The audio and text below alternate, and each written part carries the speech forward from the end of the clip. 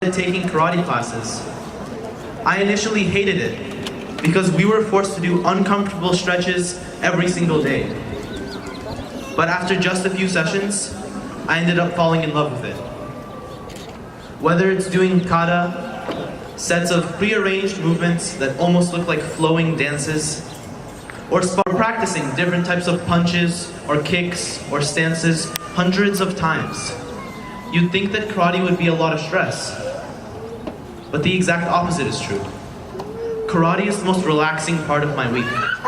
I love it so much that I would quit school before deciding to quit karate. Seido karate, the karate style that I've been practicing for the past 6 years, isn't just about physical training like some other sports or mixed martial arts. Seido means the way of sincerity in Japanese. We practice meditation and being constantly respectful to one another and the dojo that we train in to build our character and be more sincere karateka. Around the same time I started practicing karate in elementary school, I started taking piano lessons. At first, it was hard and boring because it was difficult to read the notes from sheet music, and I only played incredibly simple songs. As I improved and learned more and more complex songs, I started going to music concerts, and then to recitals of my own. Speaking of recitals, I'll be going to one in a few days to duet with my close friend Tommy Yoon. So we're not getting any rest immediately after graduation.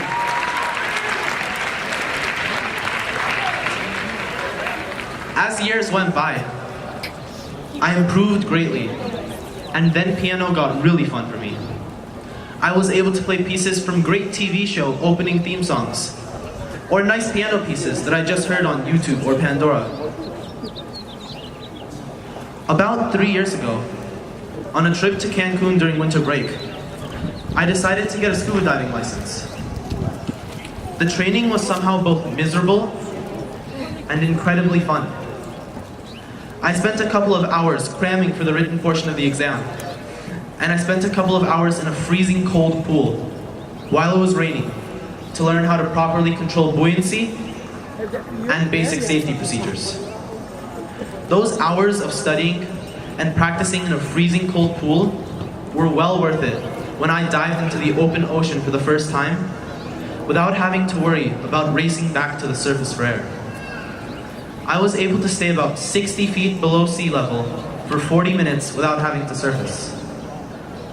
The fish I swam with were the most colorful things I've ever seen in my life. Since Cancun, I've scuba dived at Cozumel, Acapulco, and at California's very own Catalina Islands. Throughout my different dives, I've seen some beautiful sea creatures, like octopi that change color to camouflage, manta rays that lay down in the sand, and sea turtles that are larger and faster than most people. Over the course of these trips, I've also managed to earn a rescue diver license, which certifies that I have the skills to help out another diver during an emergency. I remember that the training involved going over first aid basics, CPR, administering emergency oxygen, and being able to get somebody safely out of the water and onto shore. These are similar to the values that Hollywood High promises to instill in its students. To be respectful, be responsible, and be safe. The juxtaposition of these disparate hobbies may seem surprising, like occupations at the ends of a spectrum. But that's just who I am. A surprise once you get to know me. I can dive in the open ocean, play piano at a recital, and karate my way through high school. Later, my interests would lead me to the wonderful world of competitive math. In 2011, I joined the UCLA Math Circle and have been learning unconventional math. Basically, the type of math that they never teach in high school. It includes qualities of primes, modulos, combinatorics, hyperreals, set theory, and special relativity. So yeah, fun stuff like that. Two particular high school classes that influenced me were environmental science and academic decathlon. The first class taught me about our interactions with the earth. And the second class is where I first started learning and fell in love with economics, the social science that deals with how we make decisions. At first, it may seem like the two classes are wholly unrelated. One studies biomes and ecosystems, while the other studies supply and demand, marginal costs and benefits, taxes, and etc. But in actuality, these two topics are united by two overarching themes: inefficiencies and externalities.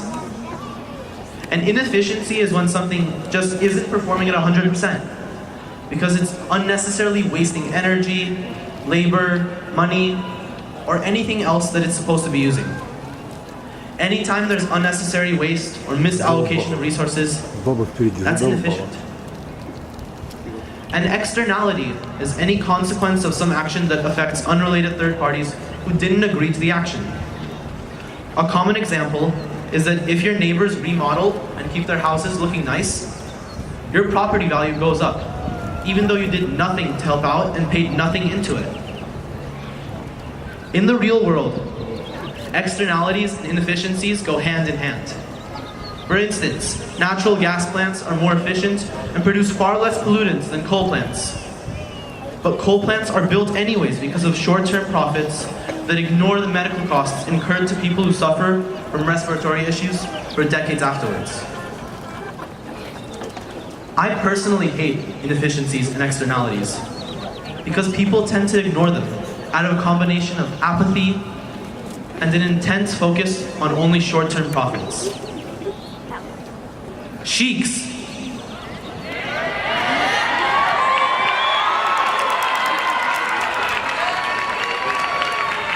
No matter what career paths we take, whether we become programmers to improve the running time of software, or the reliability of search engine results, or businessmen and women who provide useful products that are in shortage, or policymakers who bother to look at the forest instead of the trees, let us not forget what Hollywood High has taught us: to be safe in our communities, to be respectful to one another, and to be responsible to Mother Earth. Personally, I want to be someone who fixes the world's inefficiencies and externalities. Not only does that help people, but it also helps our planet. Thank you very much.